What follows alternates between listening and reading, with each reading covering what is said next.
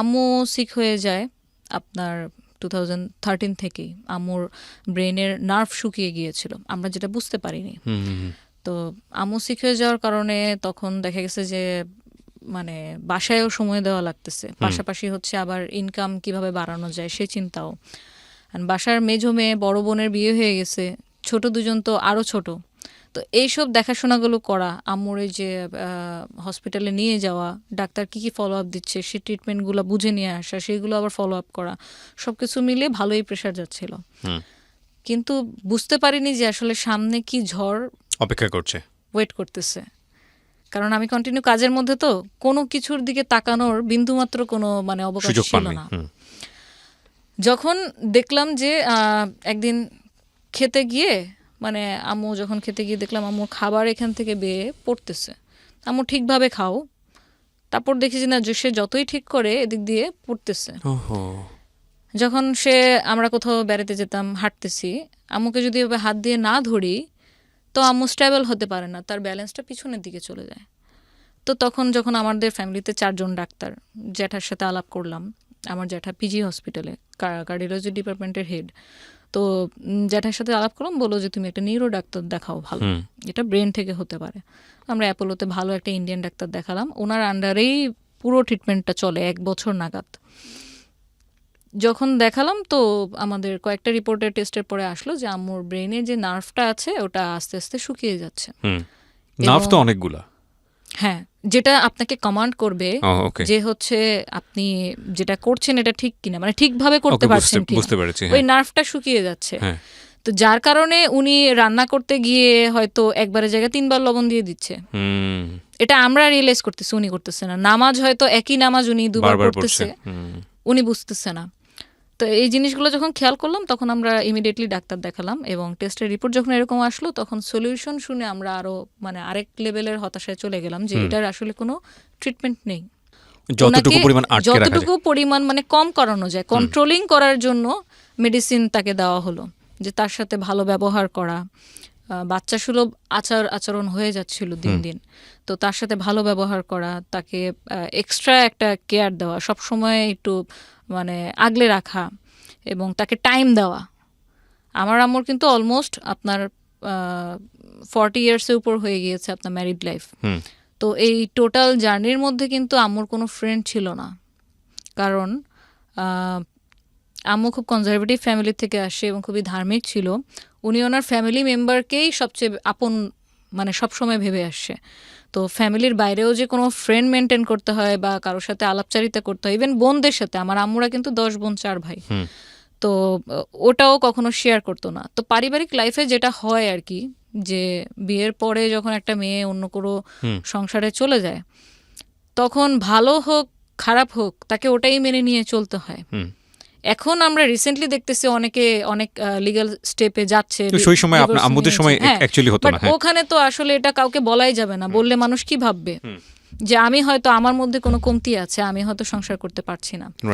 তো আম্মুর যত ধরনের এই যে আমাদের ব্যবসা আব্বুর ফল হয়ে যাওয়া, বাসা বিক্রি করে দেওয়া, এই সব কিছু না মানে ভিতরে পুষে রাখছে। এবং এটার কারণটা আমরা যদি ডাক্তার না দেখাতাম এবং ধরতে না পারতাম যেটা নিউরোলজি প্রবলেম, তাহলে হয়তো আমরাও এটা বুঝতে পারতাম না। তো যখন ডাক্তারের কাছে যাওয়ার পর ডাক্তার জিজ্ঞেস করলো যে উনি এরকম কেন, আপনার কি নিয়ে কষ্ট? আম্মু খুব সবসময় হাসি মুখে কথা বলতো যে কই কষ্ট, আমার কোনো কষ্ট নেই, ওরা শুধু শুধু আমাকে এখানে নিয়ে আসছে। তো ডাক্তারও তো জানে যে এই ধরনের পেশেন্টদের সাথে কিভাবে আসলে তাদের কথাগুলো বের করতে হবে। তখন আস্তে আস্তে ওনার সাথে কথা বলতে থাকে, এবং ঠিক যে পয়েন্টে গিয়ে মানে শুনে যে আমরা এখন ভাড়া বাসায় থাকি এবং আব্বুর আগে অনেক ব্যবসা ছিল, এখন এই মুহূর্তে আব্বুর ইনকাম কোনো কিছু নেই, তখন সে কান্না করে ডাক্তারের সামনে। That was the main diagnosis, যেটা উনি কারোর সাথে ইভেন শেয়ারও করেনি কখনো, আমাদের সাথেও করেনি, ইভেন আম্মুর কোনো বোনদের সাথেও।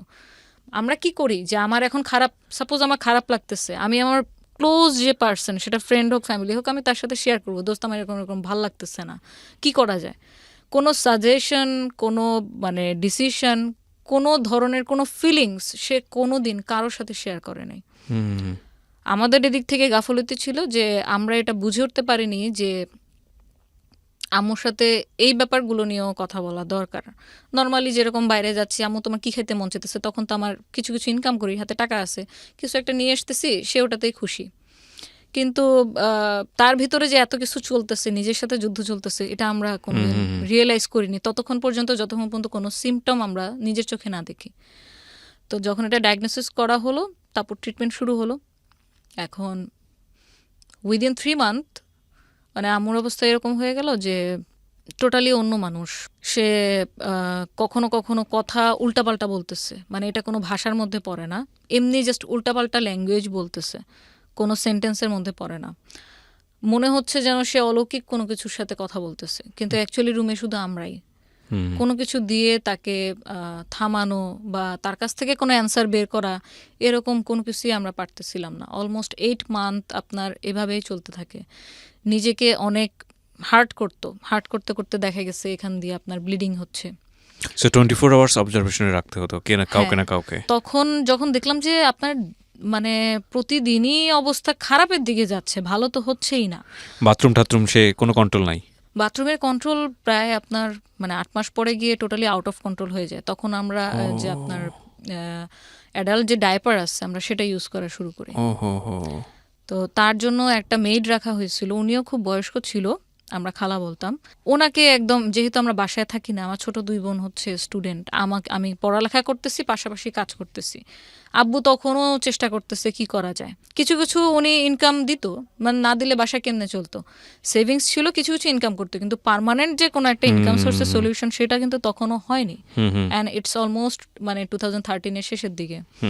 তো যখন দেখলাম যে আম্মুর এরকম ভালো তো হচ্ছেই না, দিন দিন আরও খারাপ হচ্ছে, তখন দেখলাম যে আমার কাজের প্রেশার কিছুটা যদি কমিয়ে দিয়ে আমি আম্মুর দিকে সময় দিই, হয়তো তার মানে মেন্টাল যে স্টেটটা আছে সেটা একটু বেটার হইতে পারে।